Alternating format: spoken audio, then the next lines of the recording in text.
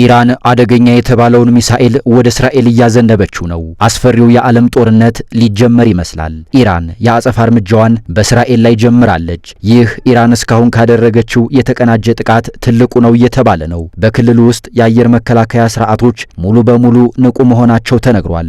በሌላ በኩል የአሜሪካ የእስራኤልና የእንግሊዝ ተዋጊ ጀቶች ሰው አልባ አውሮፕላኖችን ጨምሮ ለመጥለፍ ከሶሪያና ከኢራቅ የጦር ሰፈር መንቀሳቀስ ጀምረዋል። ዮርዳኖስ የአየር ክልሏን ለእስራኤል ተዋጊ ጀቶች መክፈቷም አስገራሚው ነገር ሆኗል። ሌላው አስገራሚው ነገር ሳውዲ አረቢያ ጦርነቱን ከእስራኤል ጎን ሆና መቀላቀሏን አስታውቃለች። ሩሲያ ሌላኛውን የጦርነት ፊሽጋ የጀመረች ይመስላል። ዓለም ወዴት እያመራች ነው? ውድ የቻናላችን ቤተሰቦች አብራችሁን ስትቆዩ የቀጠናውን ሙሉ መረጃ ወደ እናንተ እናሻግራለን። እስከዛው ድረስ እናንተም ላይክ፣ ሼር፣ ሰብስክራይብ በማድረግ አብራችሁን ቆዩ።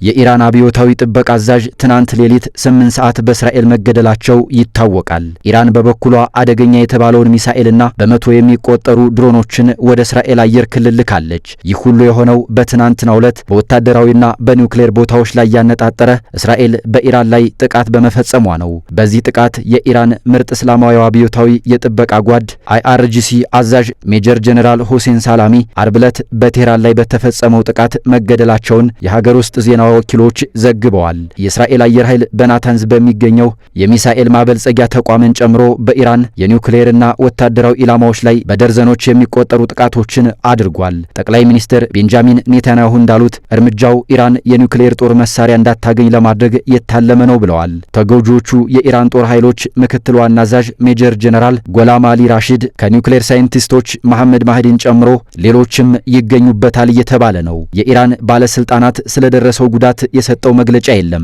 ነገር ግን በቴህራን የመኖሪያ አካባቢዎች ላይ በተፈጸመ ጥቃት እስላማዊ ሰዎች መገደላቸውን የሀገር ውስጥ መገናኛ ብዙሃን ዘግቧል። ጥቃቱ የተፈጸመው በዩናይትድ ስቴትስና በኢራን መካከል ሊደረግ የነበረው 6ኛው ዙር የኒውክሌር ድርድር ሊደረግ ጥቂት ቀናት ሲቀሩት መሆኑ ደግሞ ግራ የሚያጋባ ክስተት ሆኗል። የዩናይትድ ስቴትስ ፕሬዝዳንት ዶናልድ ትራምፕ ቴህራን ያለፉት ዙሮች ለውጥ ማምጣት ባለመቻሉ ድርድሩን በዝግታ እያራመደች ነው ሲሉም ከሰዋል። አርብ ዕለት የዩናይትድ ስቴትስ የውጭ ጉዳይ ሚኒስትር ማርኮ ሩቢዮ ዋሽንግተን በእስራኤላውያን ጥቃት ውስጥ እንደማትገባ አሳስበዋል። ኢራን የኒውክሌር ጦር መሳሪያ ለማግኘት መፈለጓን አስተባብላ በምትኩ ለሲቪል ዓላማ የኒውክሌር ምርምር የማካሄድ መብቷን አጥብቃ ትናገራለች። ይህ ባለበት ውጥረት ነው እንግዲህ የ65 ዓመቷ ሰላሚ ከመገደሏ በፊትም ቢሆን እስራኤልና አሜሪካን ጨምሮ የኢራን ተቀናቃኞች ላይ ጠንካራ አቋም በመያዝ ትታወቃለች። ልክ ባለፈው ወር ቴህራን በሁለቱም ሀገራት ጥቃት ከደረሰባት የገሃነም በሮችን ትከፍታለች ሲሉ አሁን በእስራኤል የተገደሉ የኢራን የጦር ጄኔራል አስጠንቅቀው ነበር። የአሜሪካ ፕሬዝዳንት ዶናልድ ትራምፕ አጋሮቻቸውን በኒውክሌር ድርድር ላይ የሚያደናቅፍ ድርድር ቢያደርጉም እስራኤል የኒውክሌር መስሪያ ቤቶችን፣ የባሊስቲክ ሚሳኤል ፋብሪካዎችንና የጦር አዛዥ ኢላማ አድርጋለች ስትል በኢራን ላይ መጠነ ሰፊ ጥቃት አድርጋለች። እስራኤላውያንና አሜሪካ ለጥቃቱ ከባድ ዋጋ እንደሚከፍሉ ቴህራን አስጠንቅቃለች። ይህም ቀድሞውኑ ደካማ የሆነውን ክልል ወደ ሙሉ ጦርነት ይመራዋል የሚል ስጋት ፈጥሯል።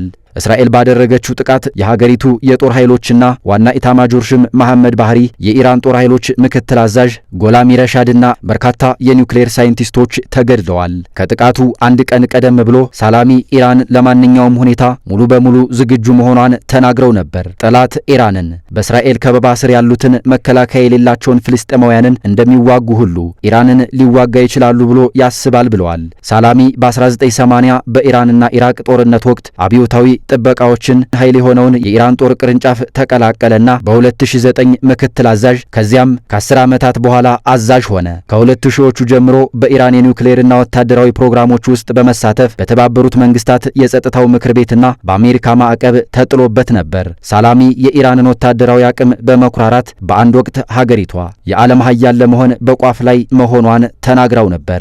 ከእስራኤልና ከአሜሪካ ጋር ያለውን ወታደራዊ ግጭት በደስታ ተቀብለዋልም እየተባለ ነበር። እንደ አውሮፓውያን አቆጣጠር በ2019 እስራኤል በሶሪያ የኢራን ኢላማዎች ላይ የፈጸመችውን ጥቃት ተከትሎ ሳላሚ የጽዮናውያንን መንግስት ከፖለቲካ ካርታው ላይ ለማጥፋት ቃል ገብተውም ነበር። ባለፈው ዓመት በሚያዝያ ወር በሶሪያ በሚገኘው የኢራን ኤምባሲ ላይ የተካሄደውን ሌላ ጥቃት ተከትሎ ሁለቱን ጀነራሎች ጨምሮ 7 የአብዮታዊ ጥበቃ ሰራዊት አባላትን የገደለው ሳላሚ ጀግኖች ወገኖቻችን የጽዮናውያንን መንግስት ይቀጡ ይገኙታል ሲል ተመሳሳይ ማስጠንቀቂያም ሰጥቶ ነበር።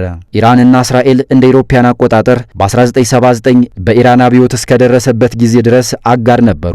የኢራን አገዛዝ ዛሬ የእስራኤልን የመኖር መብት አይቀበልም። የሀገሪቱ ከፍተኛ መሪ አያቶላህ እስራኤልን ያለ ጥርጥር የሚነቀልና የሚጠፋ የካንሰር እጢ ሲሉ ጠርተዋል።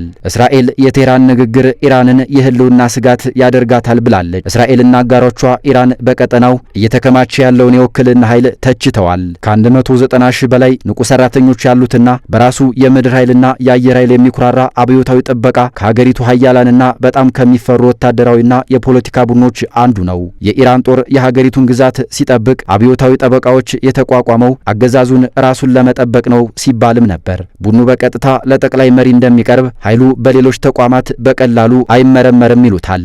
አብዮታዊ ጠባቂዎችም የኢራንን ኢኮኖሚ 1/3ኛውን የሚቆጣጠር በተከታታይ ቅርንጫፎችና እምነት ተከታዮች እንደሆነ ይታመናል ይታሰብማል። በአካባቢው ካሉ ታጣቂ ቡድኖች ማለትም ኢራን፣ ሊባኖስ፣ የፍልስጤም ግዛቶችና የየመን ይገኙበታል። የቀድሞው አብዮታዊ ጥበቃ መኮንን በመንግስት በፓርላማና በሌሎች የፖለቲካ አካላት ውስጥ ተጽዕኖ ፈጣሪ ቦታዎችን መያዙን ቀጥለዋል።